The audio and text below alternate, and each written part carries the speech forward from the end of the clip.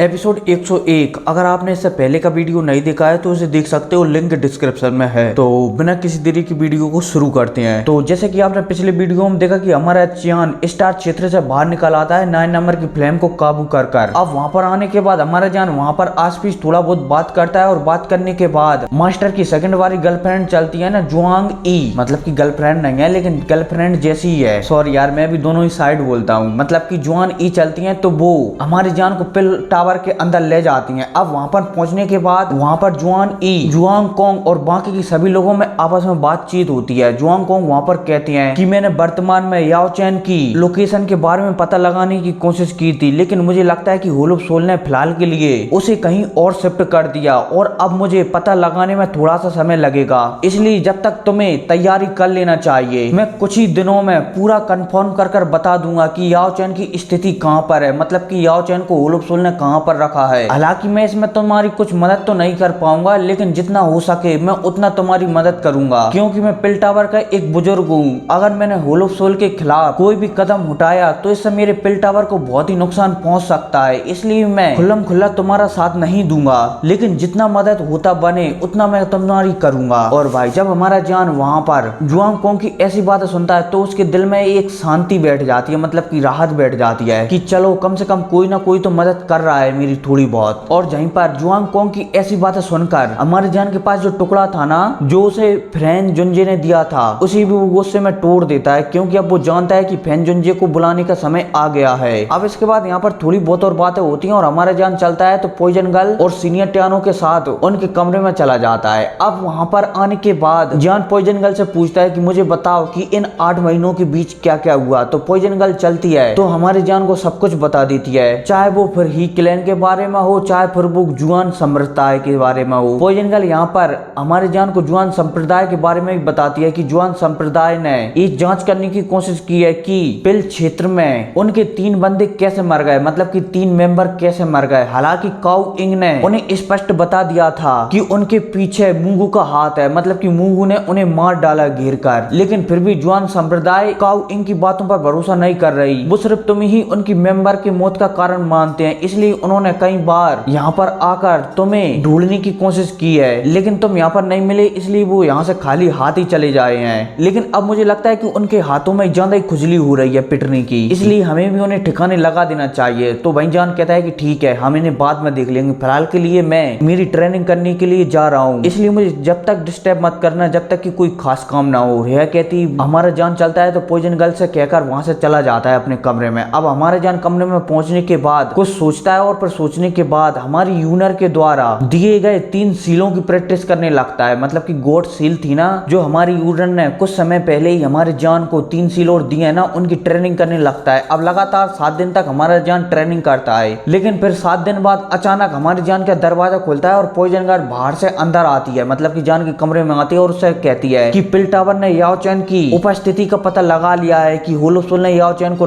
कहां पर रखा है। लेकिन जान एक और प्रॉब्लम हो गई है, जुआन संप्रदाय तुम्हें ढूंढते हुए यहीं पर आ गए हैं और तो और उनके साथ कई लोग भी हैं। और भाई जैसे हमारा जान वहां पर जुआन संप्रदाय का एक बार और नाम सुनता है तो उसकी आंखों में चमक आ जाती है और फिर वो कहता है कि चलो इन्हें भी देख लेते हैं। और यह कहती हमारा जान चलता है तो उस कमरे से बाहर चला जाता है। अब सीन शिफ्ट होता है और हमें पिल सिटी की बाहर की एक जगह का सीन बताया जाता है जहां पर कुछ लोग ठाड़े हुए हैं और तो और वहां के आस-पास भी बहुत सारे लोग ठाड़े हुए हैं जो कुछ लोगों को वहां पर देख रहे हैं। अब इतने में आस-पास लोगों में बात होती है कि ये तो जुआन संप्रदाय का लीडर है ना, इसका नाम चैन जुआन नान है। ओ माय गॉड, एक कितना शक्तिशाली है। और भाई ऐसी वहां पर बात चली रही होती है तभी पिल सिटी से एक आदमी आता है जो कि अपने पीछे 10-12 लोंडों को ले हुआ था, मतलब कि बुड्ढों को ले हुआ था। अब आने के बाद एक आदमी चैन जियान नान से कहता है कि क्या तुम पिल टावर पर हमला करने के लिए इतने सारे लोगों को अपने साथ लाए हो। और भाई जब चैन जियान नान उस आदमी को देखता है तो समझ जाता है कि ये कौन है। ये और कोई नहीं बल्कि पिल टावर का पहला बुड्ढा था जो कि हमारे जान को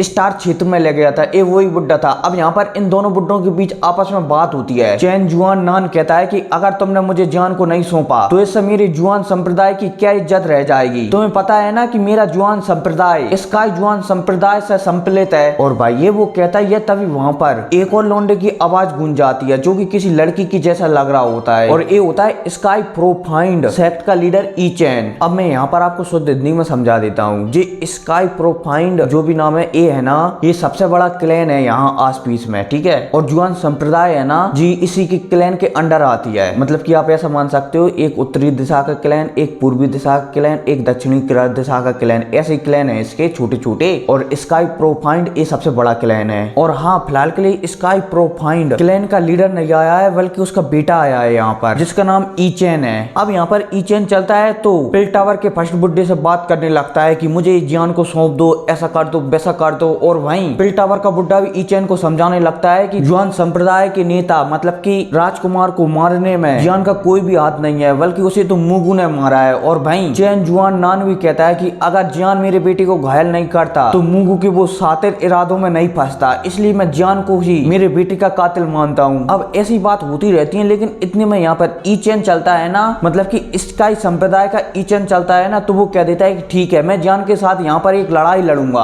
अगर मैं उसे हार जाता हूँ तो मैं यहाँ से चला जाऊंगा। और भाई ये उसने कहा ही था, तभी वहां पर एक पोर्टल ओपन होता है, मतलब कि हवा में क्रैक आता है और उसमें से 3 लोग बाहर निकल कर आते हैं। और उनमें से सबसे आगे होता है हमारा जान। अब यहाँ पर हमारे जान के आते ही आस पीस में सभी में बातें फैल जाती है कि पिल चैंपियन यहाँ पर आ चुका है, पिल चैंपियन यहाँ पर आ चुका है। और वहीं जब ईचेन हमारे जान को देखता है तो वो हमारी जान से पूछने लगता है क्या तुम्हारा ही नाम जान है। लेकिन भाई जान ईचेन की सवाल का जवाब नहीं देता। और वहीं ईचेन हमारे जान की चुप्पी से ही समझ जाता है कि ये जान ही है। अब थोड़ी बहुत ईचेन के ग्रुप में भी बात होती है और जान के ग्रुप में भी बात होती है। पिल टावर का फर्स्ट बुड्ढा हमारी जान को समझाता है कि ये बहुत ही ज्यादा खतरनाक है, और तो और इसे आस पीस खूनी दरंदे के नाम से भी जाना जाता है, शायद तुम इससे नहीं जीत सकते। और भाई ईचेन के ग्रुप में भी बात होती है कि ये बंदा भी बहुत ज्यादा खतरनाक है, मतलब कि ये जान भी बहुत ज्यादा खतरनाक है। इसके और इसके कुछ साथियों ने आइस लिवर बेली को भी पीछे हटने पर मजबूर कर दिया था। और भाई ईचेन वहां पर जब हमारे जान के बारे में ऐसी बातें सुनता है तो वो थोड़ा सोचने लगता है और उसे समझ में आ जाता है कि शायद ये जान के साथियों के कारण ही आइस लिवर बिल्ली पीछे हटी थी। और भाई इतने में जान के ग्रुप में उनमें से एक का नाम था काउ इंग, जो कि पिल कंपटीशन में तीसरे नंबर पर आई थी। और एक और बंदा था कोई डेंग किंग नाम से, पता नहीं क्या था, लेकिन वो भी था। लेकिन अब इतने में ईचेन चलता है तो वो मैदान के बीच में आ जाता है और हमारे जान को उकसाने लगता है, ऐसा वैसा जे वो, तुम डर कर मत छुपना, पिल टावर की नाम मत लेना, जे वो। और भाई हमारा जान चलता है तो उसकी बातों को नजरअंदाज कर देता है और वो भी ईचेन के सामने आकर खड़ा हो जाता है। और भाई ईचेन जब ये देखता है कि जान डरा नहीं बल्कि उसके सामने आकर खड़ा हो गया है तो वो उसकी प्रसन्नता करने लगता है कि वास्तव में तुम पिल चैंपियन होने के काबिल हो, कम से कम तुम किसी चीज से डरते तो नहीं हो। लेकिन हमारा जान फिर भी उसकी बातों को नजरअंदाज कर देता है। लेकिन अब इतने में ईचेन चलता है तो वहां पर सोचने लगता है कि मैं तुम्हें जब तक मारूंगा जब तक कि तुम मर नहीं जाते। और यह कहती ही आस पीस का मैदान खाली हो जाता है और लगभग 200 फीट बड़ा मंच ऊपर हवा में तैरने लगता है, मतलब कि ऊपर उठ आता है। और वहीं रूल्स भी बन जाते हैं कि जो भी इस मंच से बाहर निकल जाएगा वो इस कंपटीशन को हार जाएगा, मतलब कि वो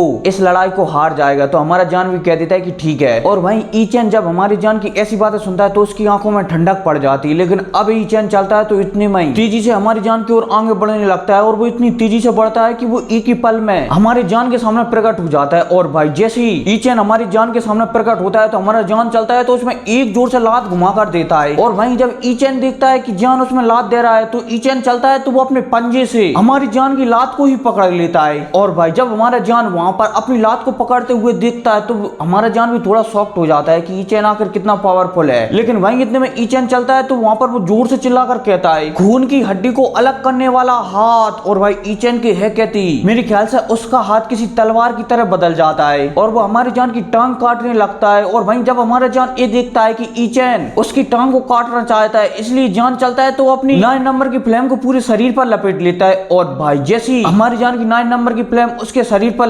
लपटती है तो भाई जो ईचेन जिस हाथ से हमारे जान की टांग पकड़ा हुआ था ना, उसके हाथ जलने लगते हैं और ऐसा लगता है कि मानो उसके हाथ पुंगा है और उन्हें कढ़ाई में तेल में भुजा जा रहा है। और भाई जब ईचेन वहां पर अपने हाथों की ऐसी हालत देखता है तो वो तुरंत जान का पैर को छोड़कर पीछे हो जाता है और अपने हाथों को देखने लगता है। और भाई ईचेन जब देखता है अपने हाथों को तो उसके हाथ जले हुए दिखाए जाते हैं और उसे लगने लगता है कि उसके हाथ कढ़ाई में भून चुके हैं, मतलब कि उसके हाथ पुंगा है, खाने वाले पुंगा, और उन्हें कढ़ाई में भूंज लिया गया है। और भाई जब ईचेन जान को ऐसा अटैक करते हुए देखता है तो वो थोड़ा चौंक जाता है कि ये लड़का वास्तव में बहुत ही दिमागदार है जो हर तरीके से बचना जानता है। और भाई ईचेन समझ जाता है कि अब मैं इस लड़ाई को ज्यादा देर तक नहीं खींच सकता, इसलिए अब ईचेन चलता है तो वहां पर जोर से चिल्लाकर कहता है रक्त विस्फोट। और भाई ईचेन के वहां पर चिल्लाते ही हमारी जान को बताया जाता है जिसका खून, मतलब कि जान के अंदर का खून ऐसा लगने लगता है कि मानो वो बाहर निकलना चाहता है जियान के शरीर से। और वहीं जब जियान ये देखता है कि उसका खून अपने आप बाहर निकलने वाला है तो वो थोड़ा शॉक्ड हो जाता है, क्योंकि वो अब कुछ भी नहीं कर पा रहा होता और उसका खून बाहर निकलने लगता है, मतलब कि बाहर नहीं निकलता, उसका खून उसके शरीर से बाहर निकलने की कोशिश करने लगता है। और फिर क्या इसी कोशिश के साथ साथ ये एपिसोड भी खत्म हो जाता है। तो मिलते हैं अगली वीडियो में, तब तक के लिए टेक केयर एंड